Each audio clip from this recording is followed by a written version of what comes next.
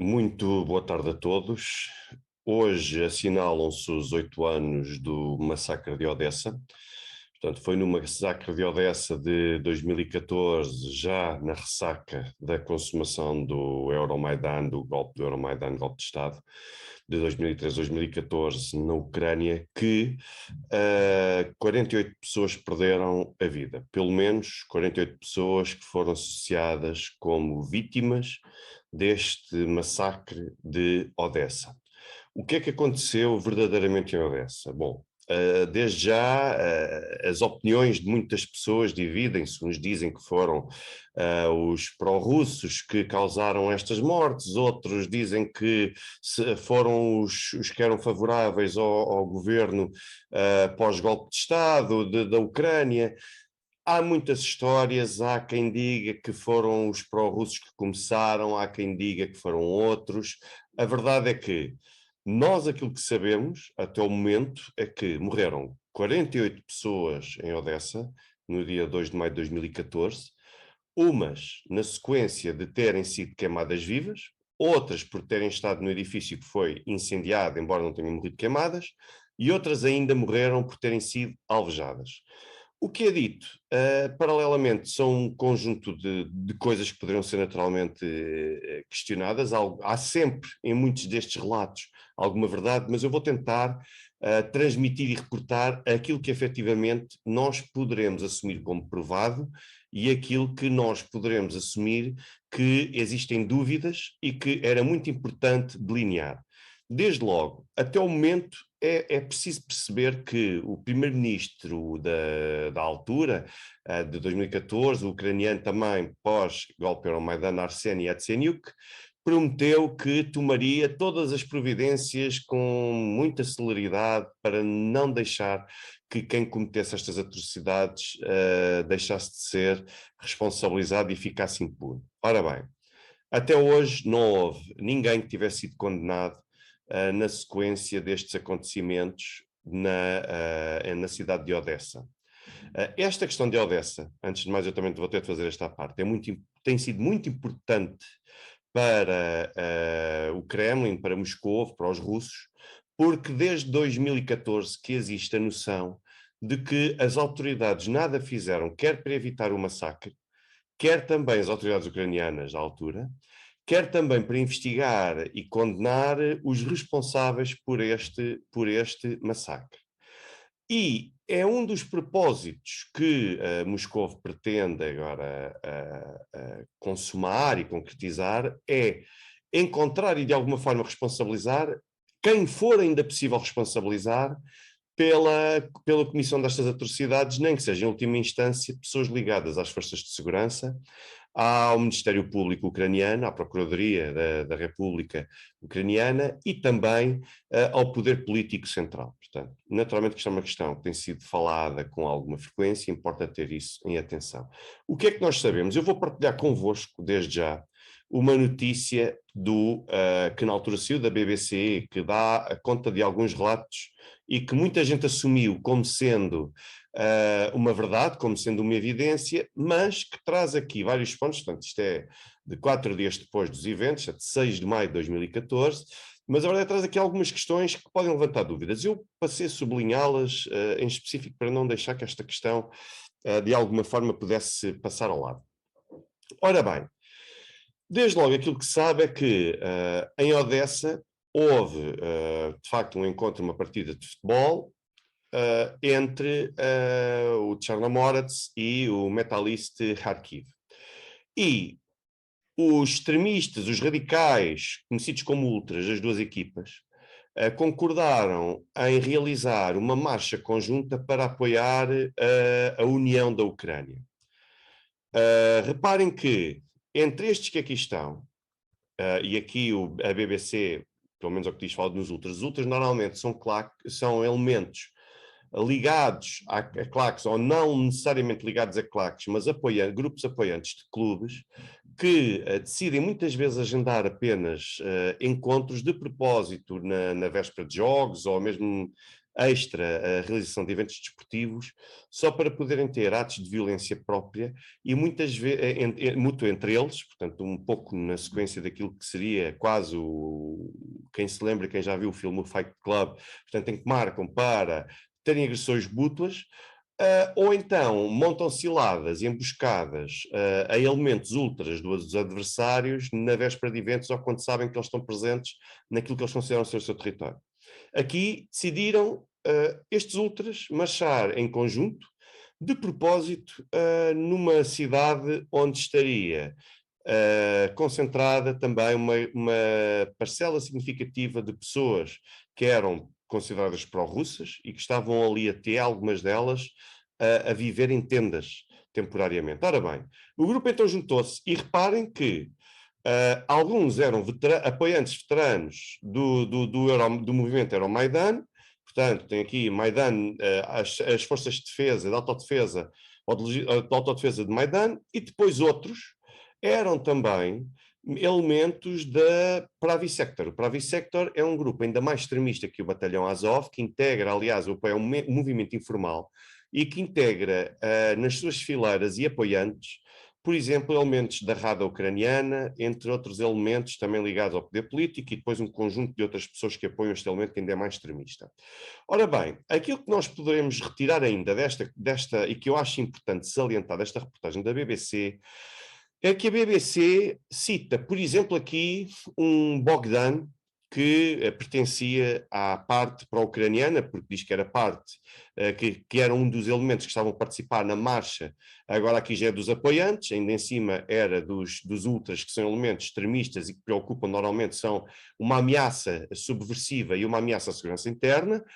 Aqui são considerados, para efeitos de citação da testemunha, como simpatizantes. E reparem que aquilo que a BBC diz que ele disse é: as pessoas começaram a marchar e depois foram atacadas por estes elementos que diz acima e que são supostamente separatistas pró-russos, ou apoiantes de, separatistas pró-russos que estão na Ucrânia. Estes elementos agarraram em armas, capacetes,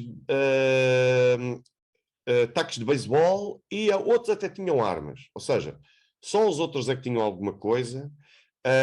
Eles não tinham nada, eles simplesmente já vão marchar. Portanto, ultras vão marchar de forma pacífica e, efetivamente, não têm armas brancas, não têm qualquer tipo de outro tipo de armas, não têm sequer capacetes, não têm nada. Vão para lá de peito aberto, sobretudo sabendo que vão fazer uma marcha para um sítio onde estão russos, ou pró-russos. Portanto, isto foi o que diz esta testemunha chamada Bogdan. Esta é a primeira incongruência nesta notícia da BBC, para a qual eu chamo a atenção, que era muito importante enquadrar as coisas de outra forma do que não apenas estas. Muito bem.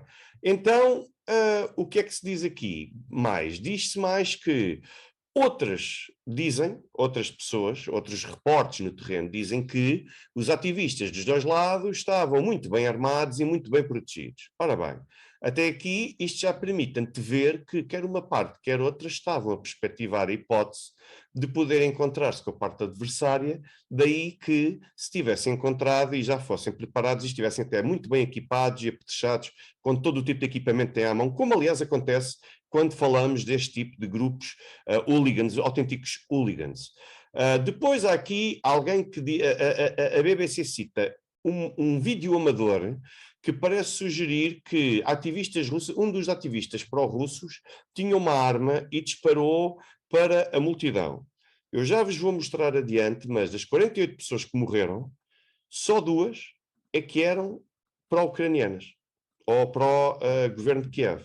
As outras 46 eram todas anti-governo, portanto, e não foram todas as que morreram, não conseguem sequer indicar se foram na sequência deste vídeo. E depois importa perceber se de facto este indivíduo puxou a arma gratuitamente, se já havia alguém, embora seja de admitir, sobretudo porque aqui com os ânimos naturalmente mais quentes e muito mais exaltados, não me choca de todo, ainda assim, que tenha sido um elemento ligado ao grupo pró-russo que possa ter puxado a arma pela primeira vez e tê-lo disparado. O que eu digo é que devem ser recortados todos os elementos e não olhar para um vídeo amador apenas com base no trecho que é exibido. É preciso perceber todo o restante enquadramento para poder contextualizar a conduta, embora não necessariamente, mas eventualmente, dependendo daquilo que deve ser apurado, poder desculpar ou não excluir a ilicitude de alguma conduta. Não estou a dizer que é esse o caso, que fique isso bem claro. Ora bem, depois há ainda aqui um senhor chamado Serhi, que diz que disse que viu uma batalha a decorrer durante 15 minutos, antes os pró-separatistas começarem a dispersar e a fugir. Muito bem. E aquilo que aconteceu também foi que estavam, depois a seguir, aquilo que acaba por dizer, por assinalar esta mesma reportagem, é que um evento-chave dos acontecimentos deste dia parece ter sido o facto de os pró-ucranianos terem ido contra a cidade de tendas, o complexo de tendas em Kulikova, na praça Kulikova, que estava ali montado e que era primordialmente habitado, ou praticamente estava a ser povoado por pessoas pró-russas. E aquilo que se passa foi que, disse este senhor Serhi, as pessoas começaram a caminhar em direção à estação, e depois para a Pushkin Sky Street. E depois iam gritando longa vida à Ucrânia e a Odessa ucraniana. Depois, essas tendas que estavam montadas por parte das pessoas pró-russas foram incendiadas, portanto, perdão. Essas tendas foram incendiadas, quando o senhor Sério chegou, já estavam elas a atear fogo. Eu presumo que não fossem os pró-russos a atearem fogo nas próprias tendas, é uma presunção que se deve fazer, embora seja sempre afastada, possível de ser afastada, se demonstrar qual é que seria a motivação e a causa para pegarem fogo às próprias tendas, e depois aqueles que se tinham mudado e aqueles que se encontravam no local tinham-se transferido para a entrada junto à antiga casa do sindicato da era soviética. Ora bem, eventualmente foram empurrados para lá, disse esta testemunha Serhi. Depois aquilo que se disse foi que no interior do edifício houve combate, pugilato, portanto hand-to-hand fighting, portanto estamos a falar de pugilato que houve, e a polícia, e isto tem sido comum em todo o tipo de testemunhos, por parte de todo o tipo de fontes, pouco ou nada quis fazer. Ora bem, pró-ucranianos relataram que os pró-russos estavam armados e dispararam pistolas e espingardas a partir dos pisos superiores. Bom, não sei como é que eles fizeram isso, até porque se fizeram isso, então não fizeram baixas nenhumas, porque pelo menos não acertaram nas pessoas que queriam, porque só dois daqueles que seriam os seus inimigos, os inimigos dos pró-russos, é que morreram. Portanto, os outros 46, importa perguntar, afinal, quem é que os matou. E depois reparem que o Sérgio ainda disse, alguém no terceiro piso atirou um coquetel Molotov através de uma janela fechada, mas como não conseguiu partir o vidro, o incêndio começou a partir do interior. Nós temos de perceber o seguinte, se isto começou no terceiro piso e o Sérgio estava cá embaixo, nós temos de perceber qual é que era a posição exata dele para perceber se ele conseguia perceber-se de alguma ação no terceiro piso ou não, porque se estava junto à infraestrutura do prédio, se olhar para cima, o terceiro piso só consegue ver se alguém vier à janela. Mas se estiver muito mais afastado, tem de estar muito mais afastado e mesmo assim a cena com o vidro, que normalmente reflete sempre algo do seu interior, temos de perceber se de facto este facto que é narrado se faz sentido ou não. Depois, nós temos aqui que, de acordo com testemunhas, reparem, citadas pelo Kyiv Post, disseram que foram os ativistas para a Ucrânia, para o Kiev, que foram salvar dezenas de pessoas do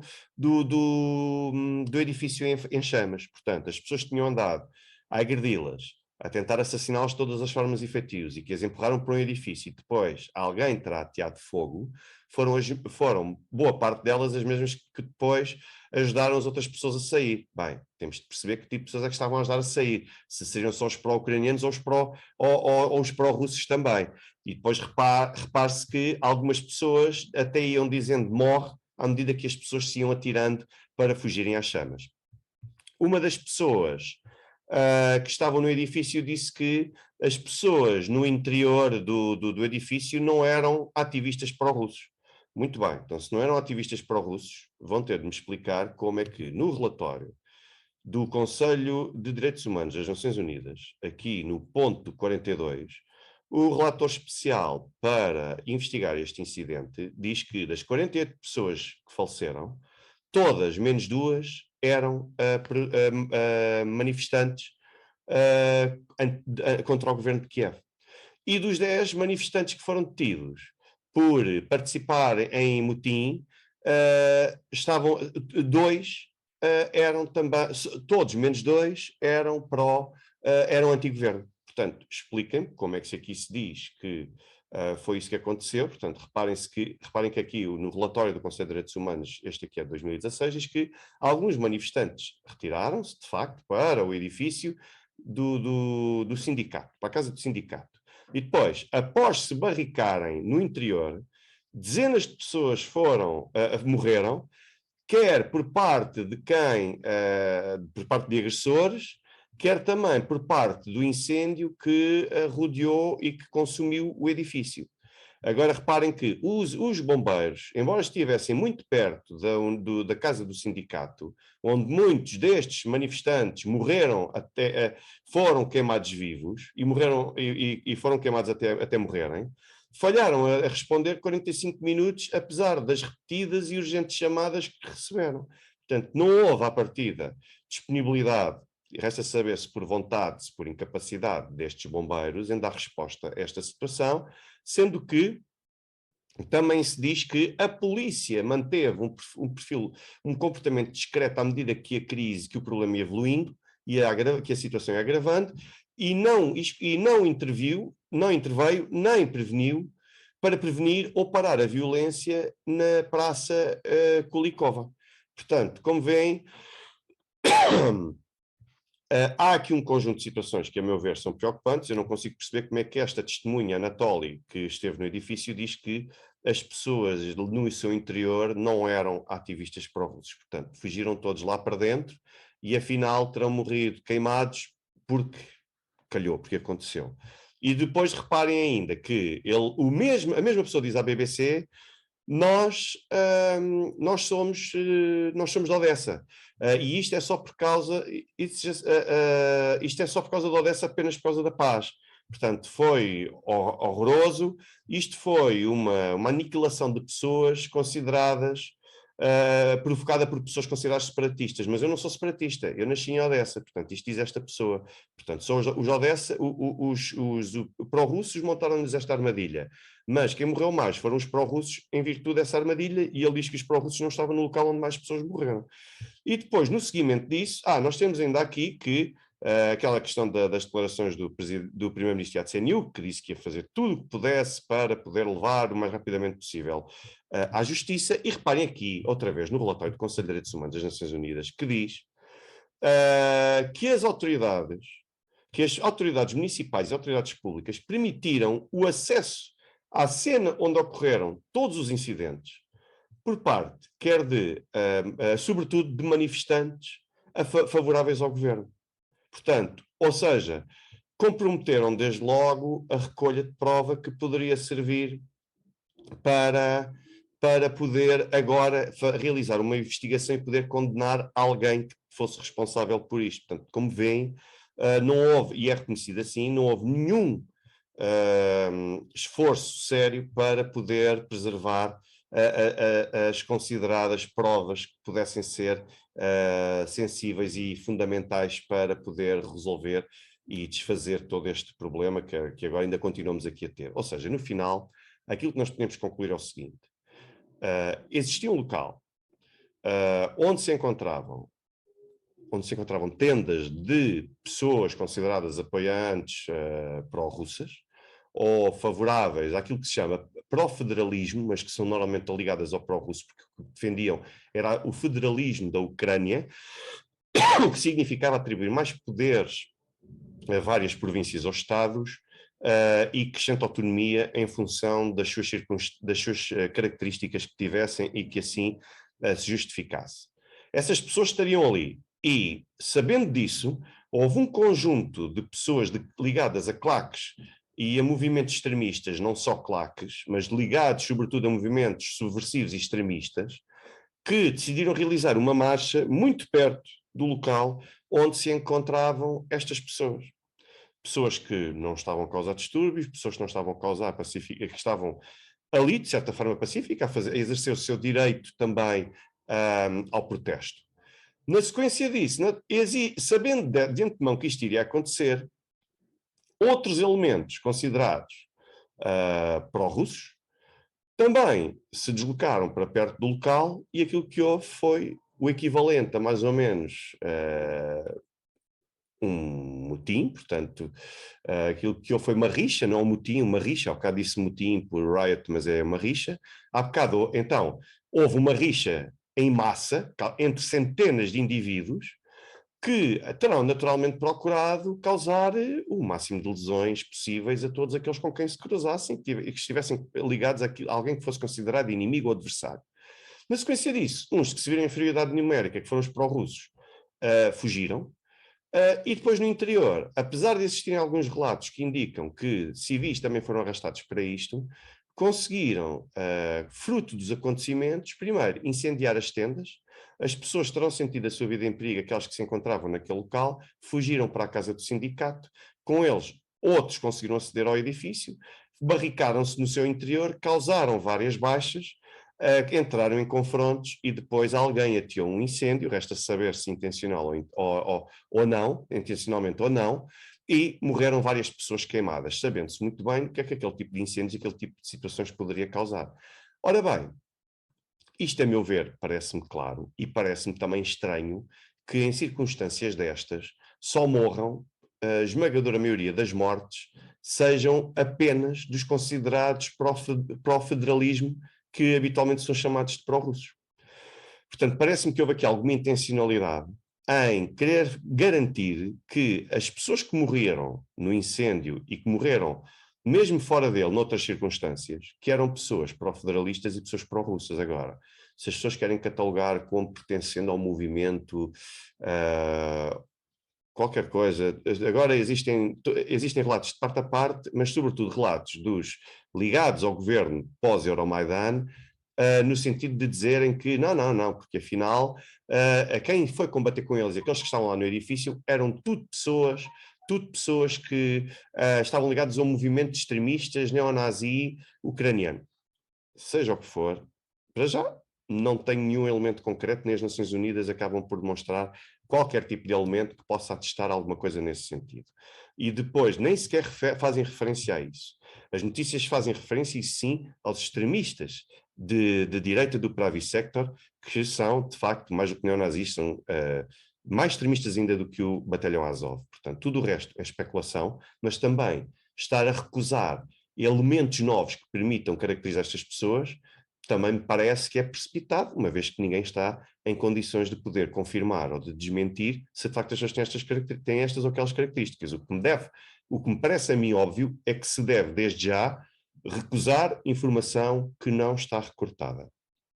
E eu tentei aqui estabelecer alguns elementos que não estão recortados. Agora, para todos os efeitos, o que morreram foram pessoas e que mesmo que se tratasse de pessoas com alguma ligação ao extremismo, não me parece que morrer incendiadas dolosamente e incendiar as suas tendas, que fosse naturalmente uma solução em alguém que se diz defensor do Estado de Direito. Um bom dia a todos.